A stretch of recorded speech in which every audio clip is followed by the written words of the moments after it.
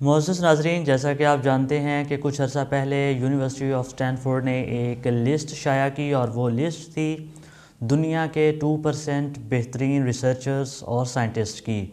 और good thing ये थी कि उस लिस्ट में तकरीबन 81 पाकिस्तानी रिसर्चर्स और साइंटिस्ट जगह बनाने में कामयाब हुए। ये यकीनी तौर पे पाकिस्तान के लिए और उन साइंटिस्ट के लिए एक काबिल तारीफ़, एक एप्रिशिएबल अमल था। कुछ दिन तो इस चीज़ को सराहा गया, लेकिन उसके बाद फिर एक आर्टिकल शाया हुआ और बहस किसी और तरफ चल निकली और बहुत सारे सवाल उठाए गए कि पाकिस्तान में गैर मेयारी रिसर्च होती है, पाकिस्तान में सब स्टैंडर्ड रिसर्च वर्क होता है और पाकिस्तान में नंबर ऑफ़ पब्लिकेशंस की दौड़ लगी हुई है और पाकिस्तान में शाया होने वाले जरीदे यानी जर्नल्स भी गैर मेयारी और सब स्टैंडर्ड्स हैं। तो इन तमाम चीज़ों के बारे में आज हम डिस्कस करेंगे कि ये क्या वाक़या ही ऐसा है या कि ये एक कंस्पायरेसी थ्योरी है, ये एक साजिशी अमल है। सबसे पहले अगर हम स्टैनफोर्ड यूनिवर्सिटी की उस लिस्ट के बारे में बात करें तो उसमें जो 2% टॉप रिसर्चर्स आए हैं उनमें 1,59,683 लोग हैं, यानी कि 1,59,683 लोगों की वो लिस्ट है जो कि दुनिया के 2% बेहतरीन रिसर्चर्स डिक्लेयर किए हैं उन्होंने। ये रिसर्चर्स उन्होंने actually career long citation impact और साइटेशन इम्पैक्ट फॉर 1 ईयर 2019 इन दो क्राइटेरियाज़ की बेस पे उन्होंने ये लिस्ट डिफ़ाइन की है और उन्होंने वर्ल्ड वाइड जो डिफरेंट फील्ड्स के डिफरेंट ग्रुप्स के रिसर्चर्स की जो प्रोफाइल्स हैं उनको एवेलुएट किया है और उन्होंने तमाम साइंटिफिक स्टैंडर्ड्स को उसमें सब्जेक्ट मैटर रखा है और उनकी बेस पे उनको एवेलुएट किया है। तो इसलिए हम कह सकते हैं कि ये जो लिस्ट है इसमें क्वालिटी के तमाम जो कंपोनेंट्स हैं उनको उन्होंने कंसीडर किया है और एक क्वालिटी लिस्ट शाया की है। फिर एक निजी टीवी चैनल डिजिटल चैनल की एक रिपोर्ट आई और उसमें उन्होंने ये शो ऑफ कराने की कोशिश की कि पाकिस्तान में जो शाया होने वाले जरीदे हैं वो गैर मेयारी हैं। उसमें उन्होंने जस्ट एक पब्लिशिंग ग्रुप को पकड़ा और उसके बारे में उन्होंने तमाम बात की।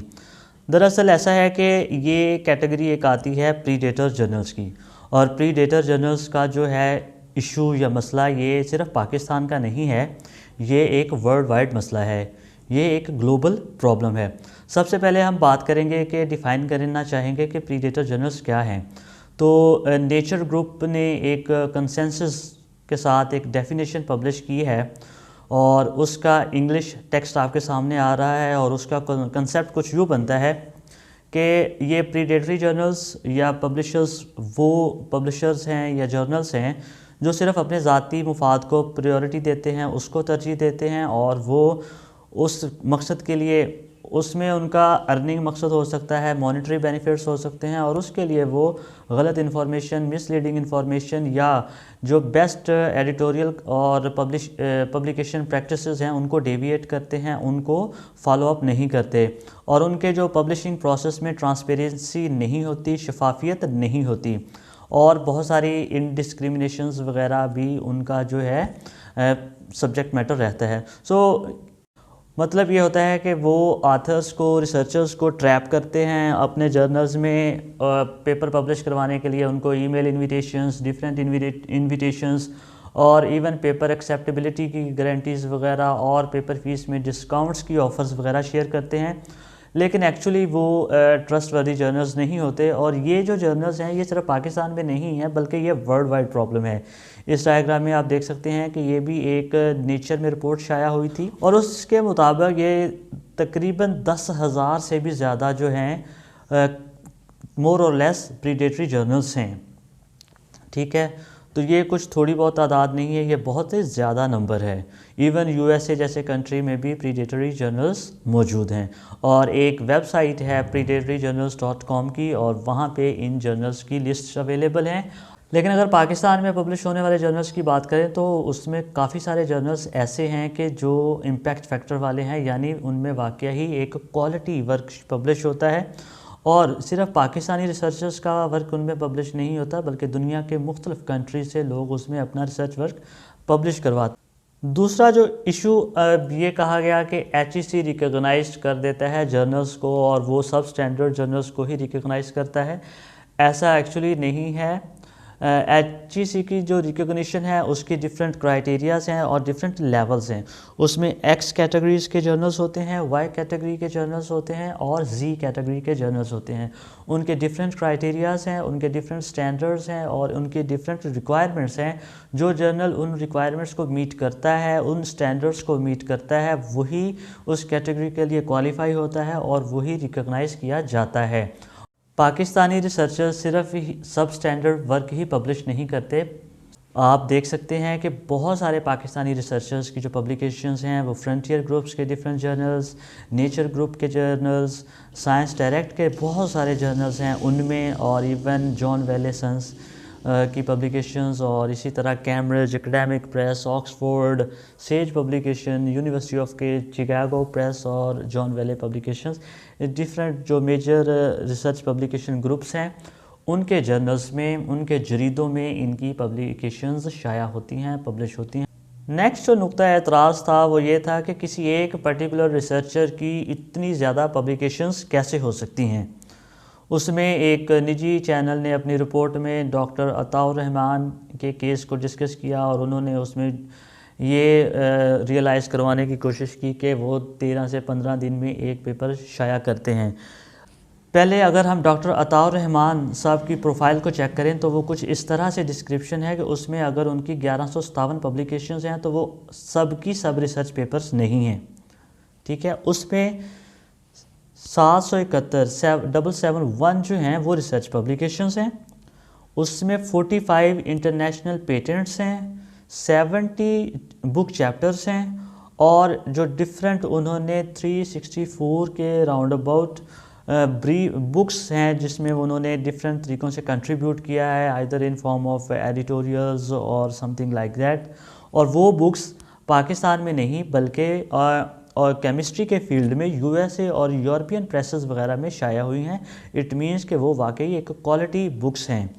और जो इम्पोर्टेंट चीज़ है, उन्होंने 82 स्टूडेंट्स को सुपरवाइज़ किया है PhD डिग्रीज़ के लिए। अगर किसी सुपरवाइज़र के 82 PhD स्टूडेंट्स हों, यानी 82 स्टूडेंट्स को उन्होंने PhD करवाई हो, तो इतने रिसर्च पेपर्स बनना, इतनी पब्लिकेशंस बनना एक क्वाइट इजी है।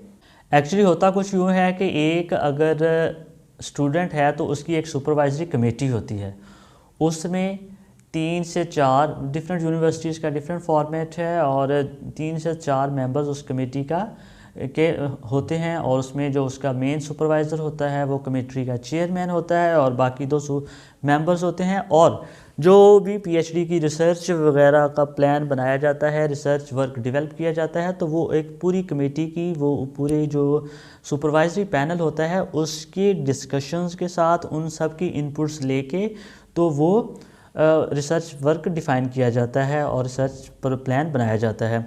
तो वो जो पूरी कमेटी है वो भी उस स्टूडेंट की रिसर्च में, उस स्टूडेंट के रिसर्च वर्क में का पार्ट होती है, कंट्रीब्यूटरी होती है, तो वो उसकी आथरशिप के लिए भी वो एलिजिबल होते हैं, आथरशिप के लिए भी वो हकदार होते हैं।